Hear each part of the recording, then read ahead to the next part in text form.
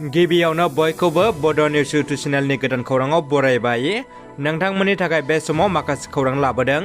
भिडिअखौ जोबजासे नायलांनो दाबाव आरो चेनेलाव गोदानब्ला अन्नानै साबस्क्राइब खालामना बेल आइकनआ अलाव होनानै ला आरो भिडिअखौ लाइक कमेन्ट शेयार खालामनो गुरै खावलायबाय।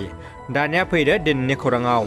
गिबि खौराङाव दङ नागारनाय गैयै जुब जुब अखा हाबाय थानायजों दैबाना लोमसावजानानै बरमा हिनजावसा गोजौ फरायसालियाव गोबां नखरफ्रानो रैखाथि बादा खानानै थानो गोनां जादों।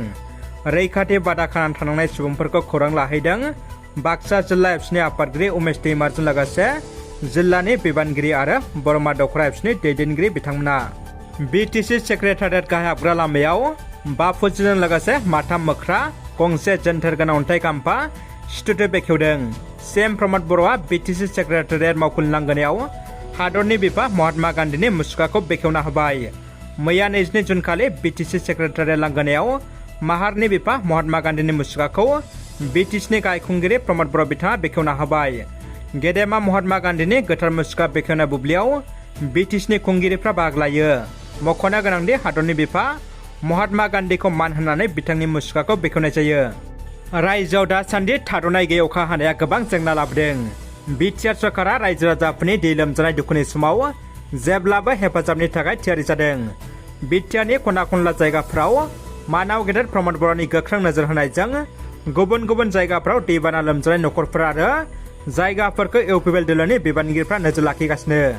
थिग बेबायदिनो बिजनी ओनसोलनि दै लोमजानाय रायजो राजाफोरखौ बिजनी जिल्ला इउपिपिएलनि आफादगिरि पनिन बर' आरो बिबानगिरिफोरखौ लोगोआव लाना बिटिआरनि हाग्रा बिफाननि मावफुं सोद्रोमा रन्जित बसुमतारी बिथाङा दान्दिसे खौरां लाहैदों। गसाइगाव दैबानाजों गोजौलांबाय गंसे दालाङा। गसाइगाव सोहोराव थानाय गंसे दंफां दालाङा गोब्राब दैनि बोहैबोनायाव बायस'नानै गोजौलांनायाव गसाइगाव नाङैनो सावरायजानाय जाहोन जानानै फैदों। गसाइगाव सोहोरनि ससानखला मदाथि दैनि सायाव थानाय गंसे दंफां दालाङा गोजौआवनो जायगानि सुबुंफ्रा हान्थिनायाव गोब्राब जेंनाजों मोगा मोगि जानांदों। मख'नो गोनांदि गसाइगाव ससानखलायाव गोबाव समनिफ्रायनो गंसे बायग्रब जुग्रब दालांजों ओनसोलनि सुबुंफ्रा हान्थिदोंब्लाबो बिफाननिफ्राय जेबो राहा लायाखै। माखासे साननिफ्रायनो गोब्राब अखा हाबाय थानायनि जाहोनाव दिनै दैजों लोगोसे गोबां नोलो बोहैफानायनि जाहोनाव दालाङाव गोब्राब सौदावनाय जायो आरो सिगाङाव थानाय दालाङा गेजेराव बायस'नानै गोजौलाङो आरो उननि थाबावनाय गंसे दालाङावबो सौदावहैयो आरो गेजेराव बायग्रबनानै थायो आरो बेबो जायखिजाया समावनो बायनायनि थासारियाव दङ। रायजोआव अजद खालामदोंदि गोबाव साननिफ्रायनो बायग्रबनाय थासारियाव दंब्लाबो गसाइगाव नोगोर आफादा जेबो राहा लायाखै आरो दिनै ओनसोलनि सुबुंफ्रा जेंनाजों मोगा मोगि जानांदों होननानै फोरमायदों आरो बायनाय दालांनि जायगायाव थाबैनो सोरखारा जेन' मोजां दालां खालामनानै होयो बेनि थाखाय गोख्रोङै दाबि खालामदों। दानिया फैदो गुबुन मोनसे खौराङाव। सुख्लाय दैमानि बानाजों नावबान्दा हाबि गामिया लोमसावजादों। भुटान हाजोनिफ्राय फैनाय सुख्लाय दैमानि दैया बोसोरफ्रोमबो बानाजों गामियारि सुबुं माहारिनि खैफोद लाबोबाय थानायखौ नुनो मोनबोगासिनो। देग्लायबो गिबिसिननि बानायाव गोबां गामिनि खहा लाबोबाय। उदालगुरि गुरि जिल्लानि फेरगाव बिटिसि बियाब आरो फानेरि बिधानसभा समष्टिनि सिङाव थानाय सुख्लाय दैमाया सिंग्रिमारि आदिरिकाट सुख्लाय नावबान्दा हाबि खाग्राबारि गामिफ्राव गरा गिसिखानाय दै उसिफावना गामि लोमनाय आबादथिलि खुरखालांनायखौ नुनो मोन्दों। बेखौ लाना गोबां जिंगासिदों गामियारिफ्रा। खुथारि सरकारखौ राहा लानो खावलायदों। फारसेथिं फेरगाव बिटिसि समष्टिनि MCLA बिटिसिनि एम दावबायसा बर'आ नारा नाथा नाजादों दैबानानिफ्राय रायजोफोरखौ रैखाथि होनो।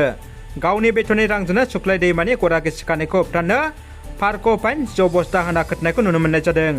थांनाय हराव सुख्लाय दैमानि दैबाना बांबोनायाव नावबान्दा हाबि गामि गंसेनो दै लोमजाना आलाय सिलाय जानांदों। जोबोद दुखुनि खौरां। थाखो 9आव फरायफुनाय 16 बोसोरनि बिरनिका मोसाहारिया 10 सानसो सिगांनिफ्रायनो गोमानानै दङ।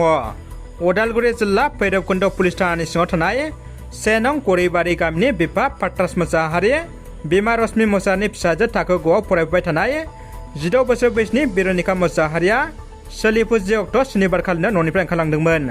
नाथाय दिनैसिम 10 सान बारलांबाय न'खराव गिदिंबोफिनाखै होननानै न'खरनि बिमा बिफा बिबै आरो गामिनि मानसिफ्रा फोरमायदों।